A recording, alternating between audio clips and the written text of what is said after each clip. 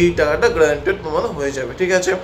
এবং যারা computer science নিয়ে পড়ছে, একটা খুশি খবর শুনে রাখো, তোমরা কিন্তু কলেজ লাইফে ওটা 96,000 টাকা কিন্তু তোমরা যারা কম্পিউটার সায়েন্স নিয়ে পড়ছো তারা কিন্তু কলেজে গিয়ে, এখন তো কলেজে গিয়ে কিন্তু তোমার 96 টাকা অর্থাৎ 96,000 টাকা কিন্তু পেয়ে যাবে, ঠিক আছে।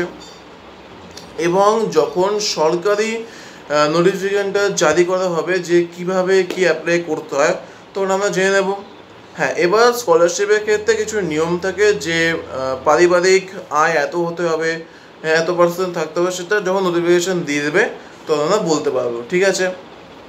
তো এইটুকু গ্রান্টেড করে নাও যে তোমরা যারা 50% বা তা কম পেয়েছো এবং যারা 60% বা তা বেশি পেয়েছো তারা কিন্তু নবান্ন স্কলারশিপ এবং স্বামী বিবেকানন্দ স্কলারশিপ পাবে পাবে পাবে, ঠিক আছে। এছাড়াও কিছু বেসরকারি কলেজ স্কলারশিপ থাকে, তবে সেটা তোমরা 100% টাকা পাবে কিনা সেটা বলা সন্দেহ আছে, কারণ তারা পরীক্ষার মাধ্যমে বা ভাইবার মাধ্যমে তো স্কলারশিপ দেয় এবং তারা সবাইকে স্কলারশিপ দেবেও না।